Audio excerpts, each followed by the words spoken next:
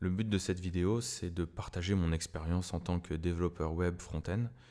Je ne prétends pas être un expert en accessibilité, mais je pense que mon expérience peut servir à d'autres dans le cadre d'un apprentissage de l'accessibilité. Euh, pour commencer, je vais essayer de tenter de définir ce que c'est l'accessibilité avec mes propres mots. Alors selon moi, l'accessibilité, c'est de faire en sorte que votre site internet ou votre application web soit accessible par tous et toutes, quelles que soient leurs conditions et quel que soit le médium qu'ils utilisent. Donc ça peut aller d'un desktop à un mobile en passant par les tablettes et ou en utilisant différentes méthodes de navigation comme une souris, un clavier ou d'autres technologies telles que le lecteur d'écran sur laquelle on reviendra dans le futur. Euh, petite précision, vous allez sûrement lire beaucoup de ressources sur Internet où on parlera en anglais d'accessibility. Il faut peut-être une petite précision, c'est que c'est souvent abrégé en tant que Ali et le chiffre 11 symbolise simplement le nombre de lettres entre A et Y. C'est aussi simple que ça. C'est comme dans internationalisation, c'est souvent abrégé par I18N. Voilà, c'était juste pour la petite histoire avant de commencer. Il y a une statistique qui permet, je pense, d'ouvrir les yeux à beaucoup de personnes.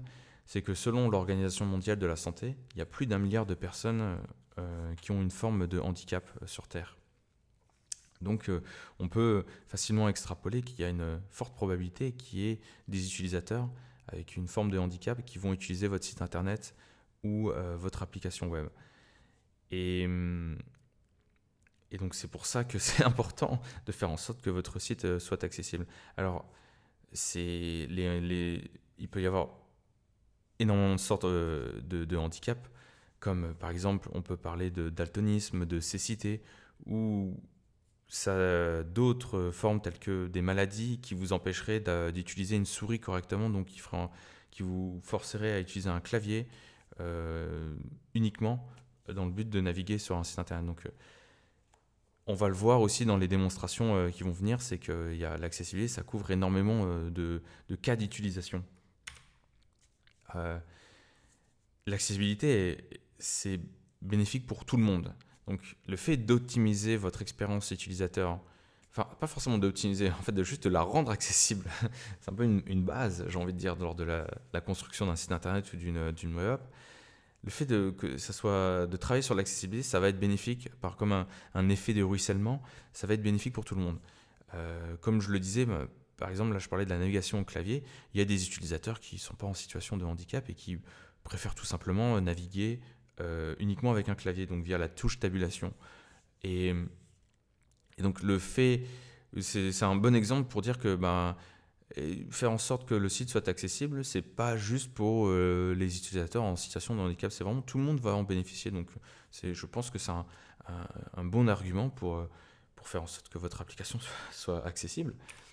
Et bien sûr, ça concerne tous les sites internet et toutes les applications web. Il ne faut pas croire que vous êtes une exception. C'est impossible de dire ah non, il n'y a aucune personne en situation de handicap qui visite mon site internet.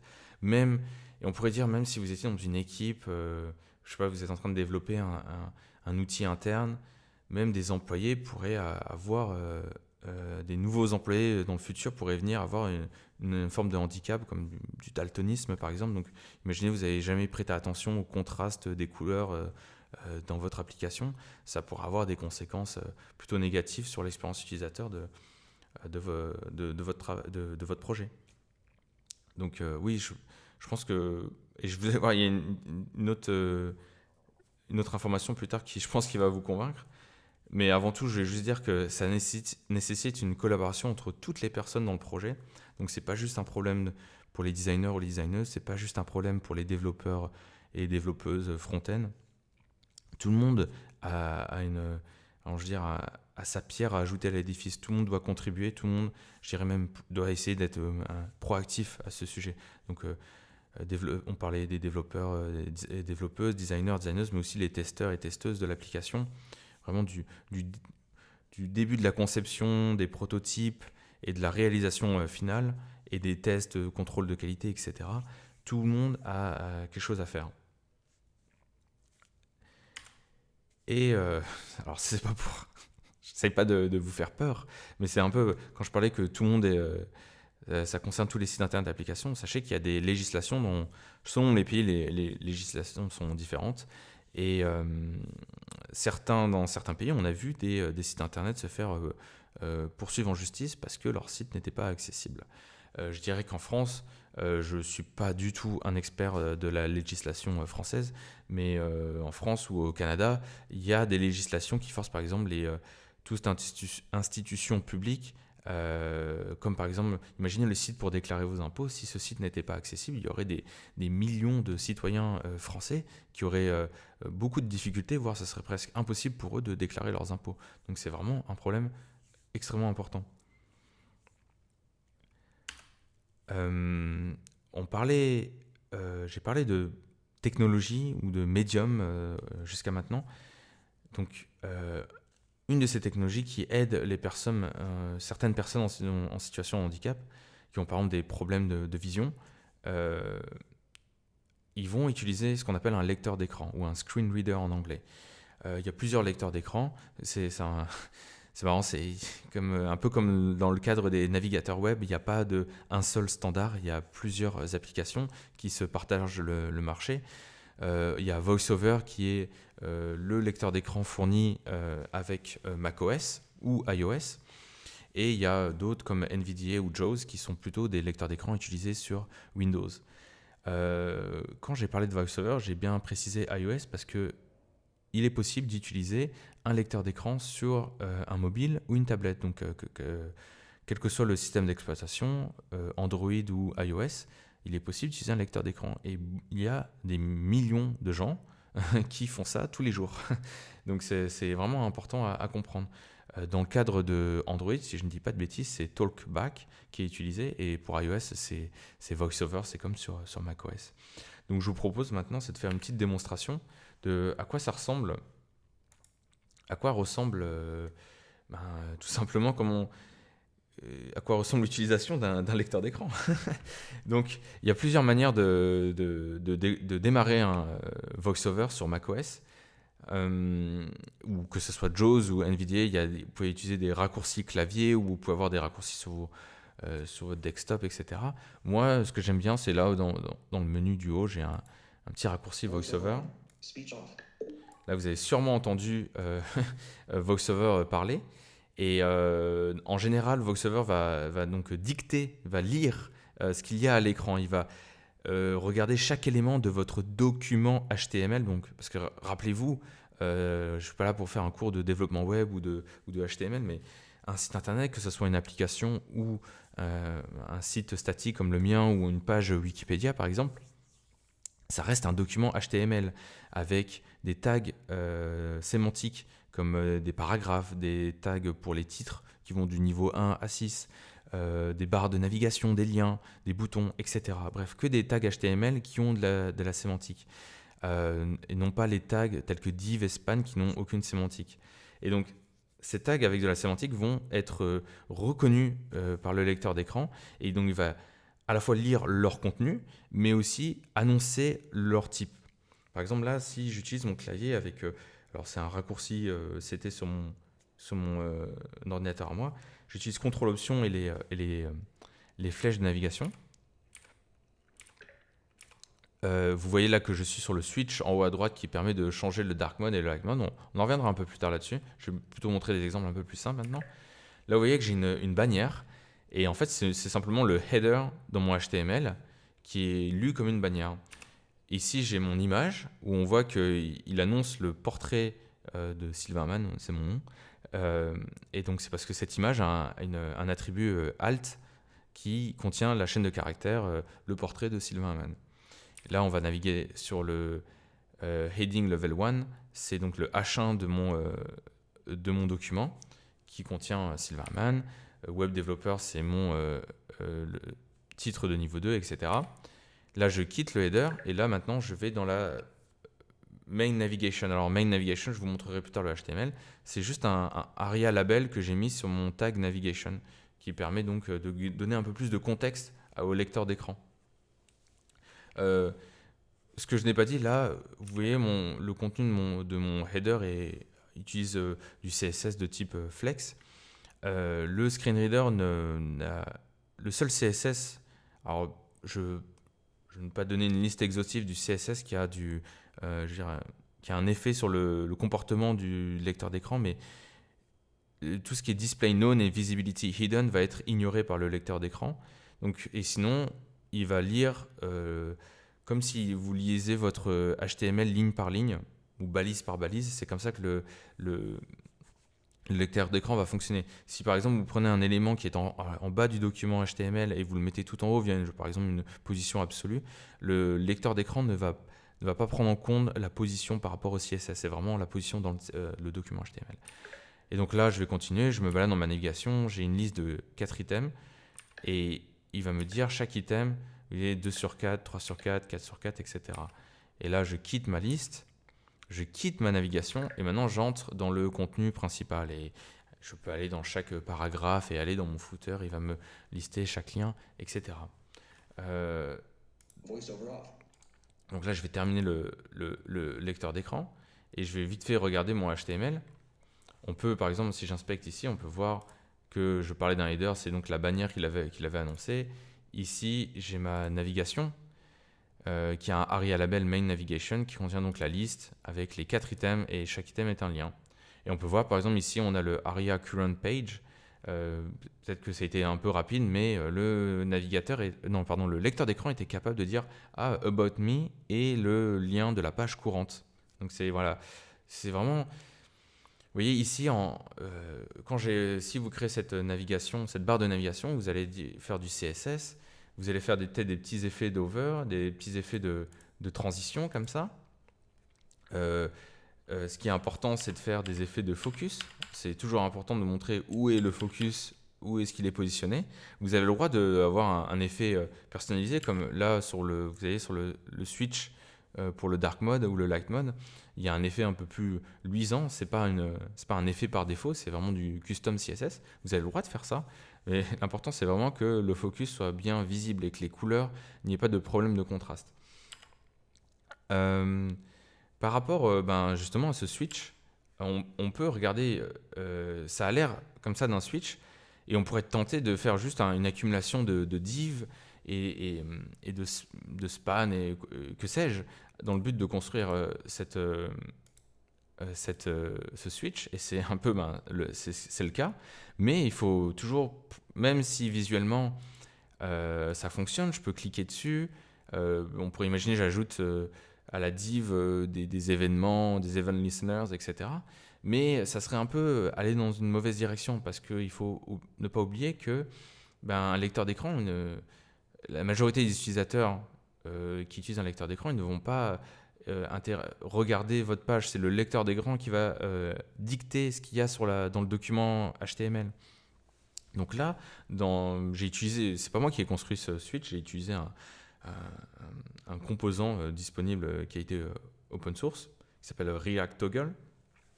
Et on peut voir ici qu'il y a un input avec un ARIA label et que c'est une checkbox. En fait, il y a une checkbox qui est cachée via du CSS. C'est via ce CSS ici, là, qui permet de dire la checkbox, on ne veut pas qu'elle soit visible, mais on veut quand même qu'elle soit présente parce qu'on ne peut pas la mettre en display known ou en visibility hidden, parce qu'il faut qu'on puisse interagir avec elle, sinon le screen reader ne la prendrait pas en compte du tout.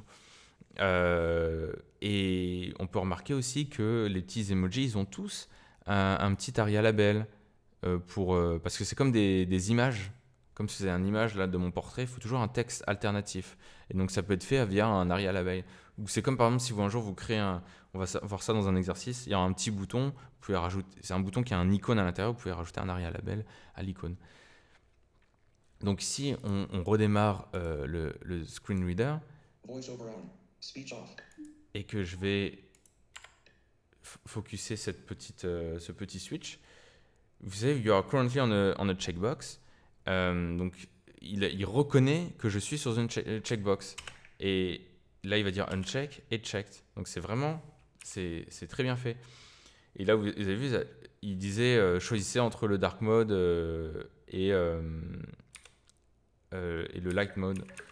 Et là, si je vais dedans, switch to light mode image, switch to dark mode image, et si je clique, ça va changer. D'ailleurs,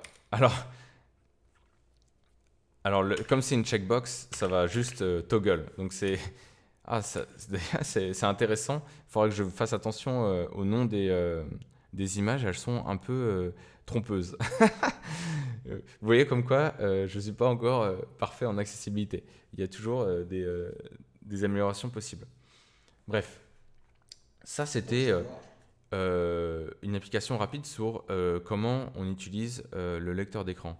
Il y a une dernière application que j'aurais pas dû, j'aurais pu garder le screen reader allumé. Si je reste dans la page et je vais faire CTRL Option U, je vais ouvrir ce qu'on appelle le rotor. Ça, c'est un menu qui est... Même il y a des gens qui utilisent des lecteurs d'écran qui ont des fois pas conscience qu'on peut accéder à ce menu-là. Donc c'est un menu, si j'utilise les flèches de navigation gauche et droite, je peux voir, on va dire comme si les éléments, je dirais, principaux présents dans la page. Là, par exemple, j'ai la liste de tous les liens possibles et je peux naviguer comme ça. Donc c'est un peu une manière de sauter, de prendre un raccourci pour aller à des parties spécifiques de mon document. Il y a des études qui disent que les utilisateurs de lecteurs d'écran vont souvent utiliser les headings, donc les titres de la page pour naviguer de manière rapide. Donc c'est très important d'avoir, donc encore une fois, de respecter la sémantique du HTML et de ne pas oublier et de prendre ça en considération quand vous designez et vous construisez votre site internet. Par exemple, dans le cas de là, vous allez dire, mais ok, je vois, il y a le titre Silverman, il y a le titre Web Developer, mais où est-ce qu'il est le titre About Me? Il n'est pas visible parce que ce qu'on voit sur la page, c'est un lien About Me qui est dans la barre de navigation, mais il n'y a pas de titre de level 2, il est invisible. Et ben, c'est un peu comme le principe de la checkbox. Il est tout simplement, ce qu'on dit en anglais, il est visually hidden. Ça veut dire que techniquement, il est visible, il n'est pas en display known avec le CSS, mais on utilise ce genre de technique ici, comme ici, là. Je vais tout simplement vous montrer mon... Je vais fermer là. On n'a plus besoin du voiceover pour le moment. Vous voyez là que j'ai une section qui est décrite par un page title, et mon page title est dans une div qui est visually hidden. Et ce titre About Me et contribuer à l'accessibilité de ma page, parce que ici j'ai un lien et visuellement je me disais quand j'ai designé cette page internet, je me dis j'ai pas envie je trouverais ça très redondant que dans chaque page on ait le titre de la page qui s'affiche une seconde fois juste en dessous de la navigation, parce que je me disais cette navigation sert un peu comme en plus il y a du CSS qui montre c'est quoi la page active, ça permet de dire ok on est sur telle page, mais en termes d'accessibilité c'est important quand même on va dire, de construire un document HTML qui a du sens. Parce que quelqu'un, par exemple, qui arrive sur cette page via un lien posté je ne sais où, sur LinkedIn par exemple, il a envie, quand il arrive sur la page, d'afficher le rotor et de voir c'est quoi les titres de cette page. Ça peut donner déjà une sorte de résumé de la page sur laquelle on est. Donc voilà, c'est très important encore une fois. S'il y a une chose à retenir, c'est bien respecter la sémantique du HTML. Et que bien sûr, les divs et les spans, ça ne veut pas dire qu'il faut les bannir. C'est juste ces tags-là doivent être principalement utilisés pour structurer votre page et permettre de la styliser. Mais en aucun cas, par exemple, si vous créez un titre, ne faites pas une classe title. Si vous créez un bouton, ne mettez pas ça dans un span et vous rajoutez des événements manuellement en JavaScript. Non, essayez vraiment de respecter, d'utiliser les bons tags avec la bonne sémantique. Là, je vous ai montré un lecteur d'écran. Il y a d'autres manières. Vous avez vu que rien que là, quand j'ouvre le menu d'accessibilité, vous allez voir que il y a vraiment beaucoup d'options qui peuvent m'aider à rendre mon expérience utilisateur plus accessible. Si je vais dans les préférences, je peux vous montrer une qui s'appelle Reduce Motion, avant de la cocher, je vais plutôt aller dans cette page. Vous voyez là que j'ai une petite animation avec des changements de couleur et du texte qui bouge. Si je retourne ici et que je coche cette checkbox et que je recharge ma page, vous verrez que maintenant j'ai un texte fixe. C'est parce que dans mon code, j'ai une logique qui permet de détecter le fait qu'il y a des media queries. Il y a une media query qui permet de détecter que cette option est activée. Et donc ça me permet de dire ok, je vais désactiver mon animation parce qu'elle est un peu trop intense et chez certaines personnes ça pourrait créer de la motion sickness. Vous pouvez le voir dans mes menus aussi, j'ai désactivé les effets de slide, mais il y a toujours un petit effet de changement de couleur et de fade in. Hein, même pour le changement de dark mode et light mode, je n'ai rien changé. Parce que le fait de reduce motion, ça ne veut pas dire qu'il faut désactiver l'intégralité des animations. Il faut juste faire en sorte de limiter celles qui pourraient créer de la motion sickness. Et si vous regardez là dans les menus de macOS, vous remarquerez qu'il y a un petit effet de fade in, fade out. Et que là, si je reviens dans l'état sans reduce motion, vous avez vu là qu'il y a un effet de scale in and scale out. C'est un peu... c'est vraiment... Voilà, il y a...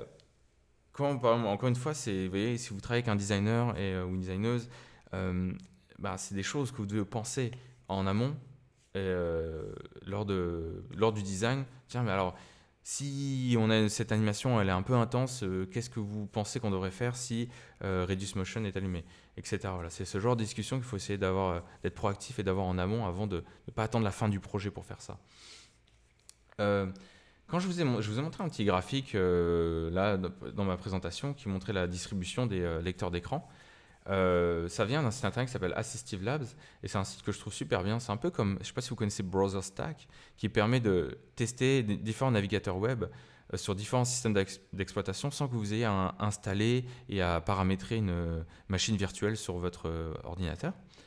Et donc là, il y a vraiment plein d'assistive technologies. C'est pour ça que j'utilise le terme technologie, c'est parce qu'ils parlent d'assistive technologies. Là, on a parlé des différents lecteurs d'écran. Je vous ai montré VoiceOver.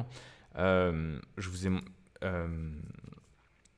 montré VoiceOver qui est d'ailleurs en coming soon chez eux sur macOS. Là, vous pouvez tester sur une machine Windows ces 3 screen readers. Sur Windows, vous pouvez aussi tester le High Contrast Mode ou ces différents outils qui permettent de zoomer sur une page.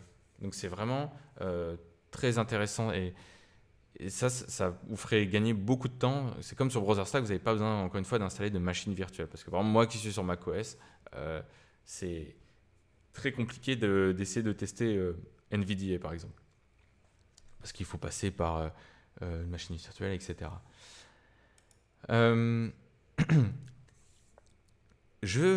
Maintenant qu'on a fait une petite introduction sur les lecteurs d'écran, je vais peut-être faire un peu de code juste pour vous montrer encore une fois l'importance. On va encore jouer un peu avec le lecteur d'écran pour montrer un peu l'importance de la sémantique de HTML, parce que pour moi c'est une des choses les plus importantes.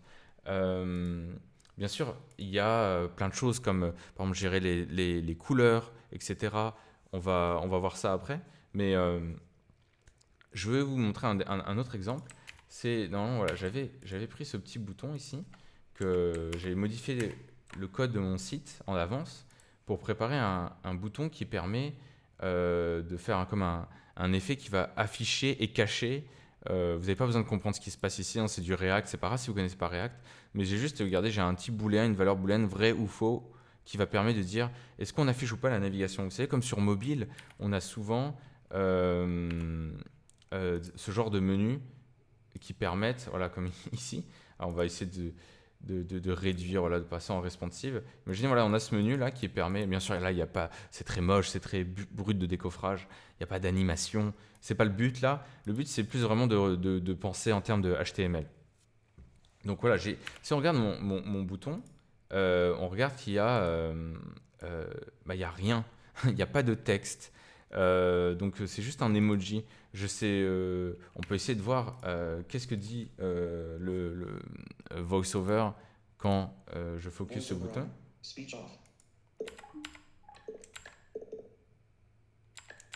Vous avez vu, il va juste dire je sais pas, parce que là j'ai désactivé dans le cadre de la vidéo, j'ai désactivé le son, mais il va juste dire qu'il y a un emoji hamburger. Donc c'est pas très. Imagine, ça pourrait être un icône, un simple glyphe, un SVG, ça serait vraiment pas pratique. Donc le but là, on pourrait avoir tout simplement, imaginer, on l'a vu tout à l'heure, hein, un ARIA label et dire est-ce que le menu il est ouvert?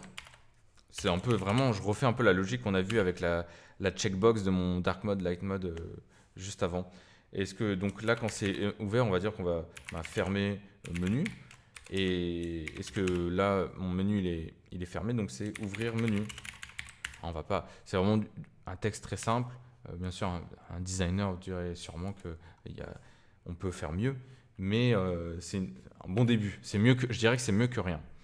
Euh, et il y a autre chose aussi, c'est ce bouton, il fait quelque chose, on clique dessus, mais qu'est-ce qu'il fait? Parce que nous, on voit ce qui se passe quand je clique là, je vois qu'il y a le menu qui apparaît, qui disparaît, donc je comprends, j'apprends quelle est l'utilité de ce bouton. Et en plus, je dirais que c'est des pratiques qui sont assez courantes quand on a un menu comme ça dans le coin d'une application. On sait que ça, en général, ça cache un menu derrière.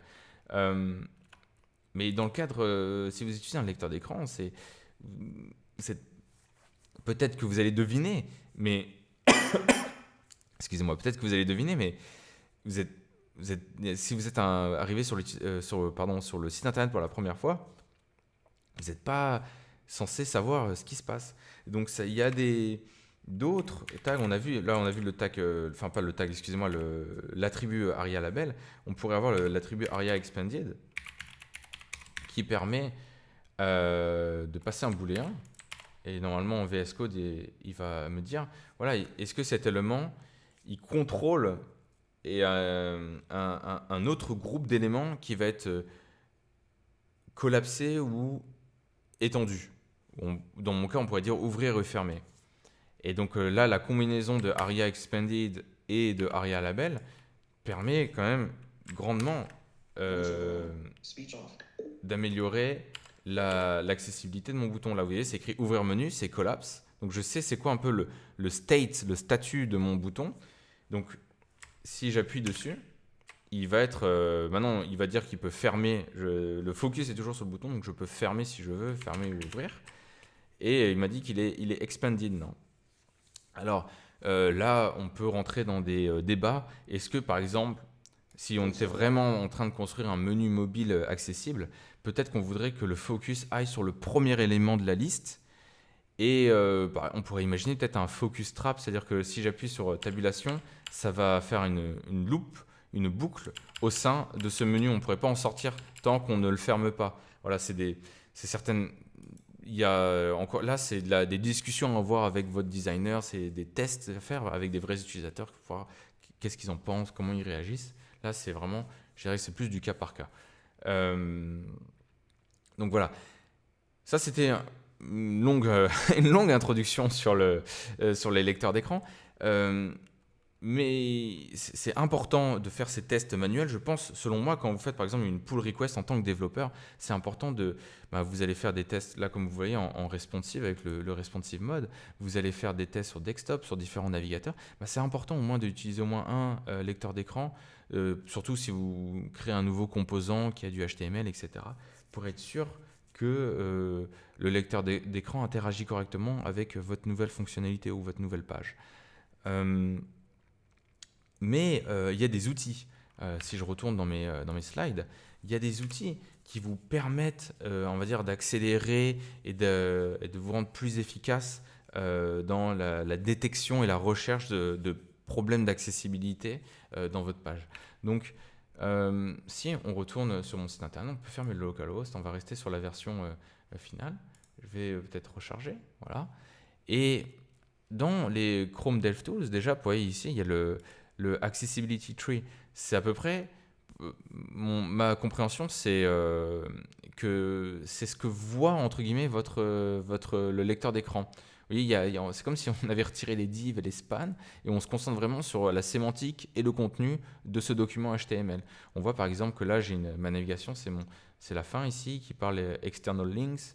Et là, j'ai sûrement mon autre navigation là qui est la main navigation. Vous voyez, c'est pour ça que comme j'ai deux barres de navigation dans de navigation tag, de nav, j'ai mis 2 labels différents, comme ça, ça permet aux utilisateurs de distinguer on va dire le but de chaque navigation.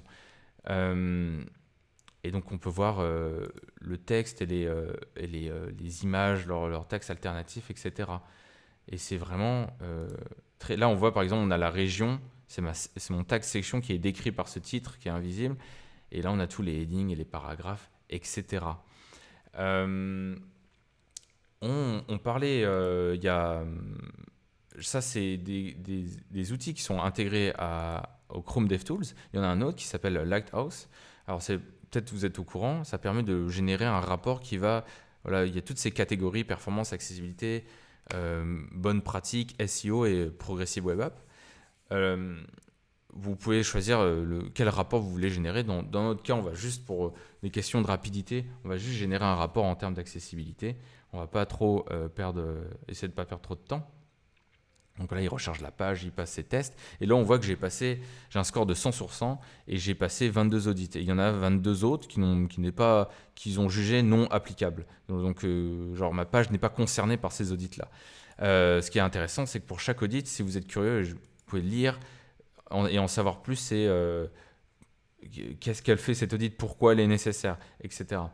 Et ce qui est, même si c'est très flatteur de voir ce genre de score 100 sur 100, il faut savoir que ce n'est pas parce que vous avez un score de 100 sur 100 que votre application est parfaite et qu'elle est 100% accessible. C'est totalement faux, il faut faire très attention avec ça.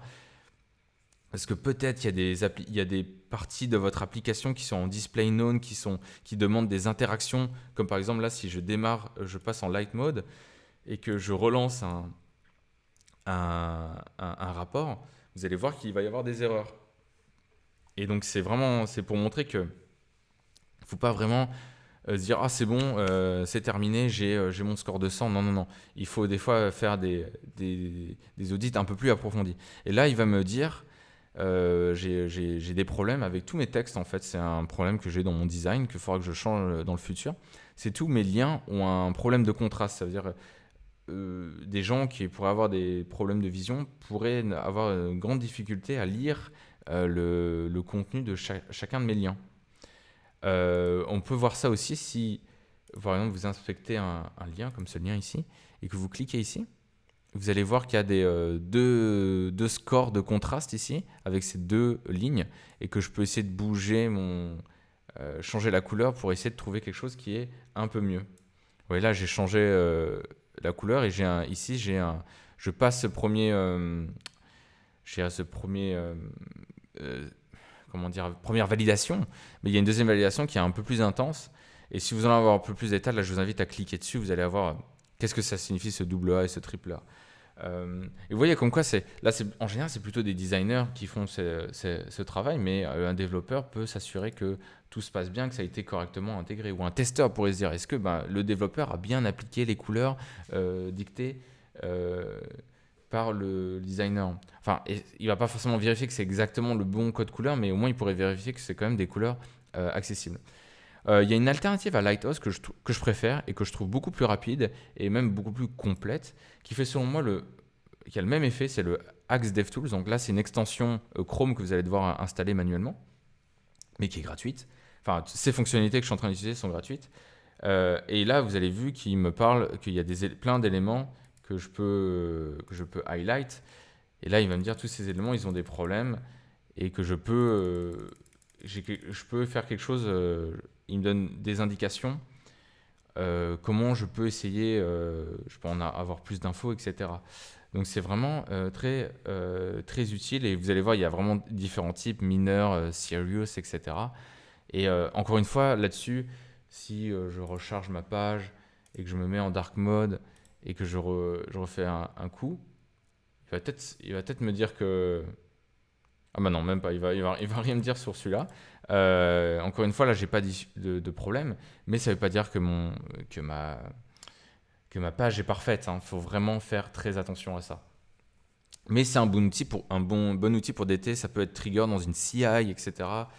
C'est un bon outil pour détecter des problèmes, je dirais assez simples. Par exemple, une image qui n'a pas de texte alternatif, eh ben, il va vous le détecter, il va vous dire attention, là, il y a un problème, vous avez oublié quelque chose. Donc il y a plein de règles et ce qui est bien, c'est que chaque erreur est documentée. Donc ça, c'est pour un peu faire des audits à la main. J'ai fait un article, là c'est le dernier lien dans cette liste, c'est comment tester votre application web, c'est en anglais malheureusement, mais si vous cherchez à en apprendre plus sur comment faire des audits, comment maintenir l'accessibilité d'une application web et surtout comment écrire des tests automatiques, eh ben, j'ai mis ces deux liens là, Testing Accessibility et il y a je suis désolé, je fais un peu d'auto-promotion, j'ai écrit un article sur comment écrire des tests automatiques de type unitaire ou end-to-end test dans le but de tester et maintenir votre application ou votre site internet. Et j'ai mis 3 autres liens. Les 2 premiers, ce sont des ressources en français qui vont me permettre d'en apprendre plus sur l'accessibilité. Et le troisième, c'est un petit lien sympa, vous verrez. Ça parle de Accessibility Myths. C'est un site qui va lister des idées reçues en rapport avec l'accessibilité et il va tout simplement les débunker avec des ressources. C'est là-dessus que j'ai trouvé par exemple ma statistique de l'OMS. Si je devais conclure, aujourd'hui on a vu plusieurs choses. Qu'est-ce que c'est l'accessibilité, pourquoi c'est important. On a beaucoup parlé des lecteurs d'écran, mais qu'il y a aussi d'autres technologies dans le cadre de l'accessibilité qui sont utilisées. Que c'est vraiment une responsabilité de tous et de toutes. Et si je devais avoir quelques mots de conclusion, c'est bien sûr le plus important, c'est là tout ce que j'ai dit. Je vous ai dit que je n'étais pas un expert en accessibilité, c'est basé vraiment sur mon expérience et des articles que j'ai lus, des formations que j'ai pu faire. C'est très important d'avoir des vrais utilisateurs qui sont concernés par les problèmes d'accessibilité. Et ces vrais utilisateurs doivent tester votre produit final ou même ça peut être un produit en version bêta ou en cours de production, mais quelque chose qui est vraiment... c'est pas juste, par exemple, on ne parle pas de tester un prototype sur Figma ou sur InVision, là on parle vraiment de tester l'application avec un VoiceOver par exemple, et d'être sûr que toutes les décisions qui ont été prises, tous les designs qui ont été implémentés, tout fonctionne correctement. Et tout, va dire, fonctionne main dans la main. Donc c'est très important de faire ça. Et ça sera mes derniers mots. Donc si vous avez des questions, n'hésitez pas. Tous les liens, les liens des slides, ça sera présent dans la description de la vidéo. Et je vous souhaite bon courage dans le cadre de votre apprentissage de l'accessibilité dans le web. Merci.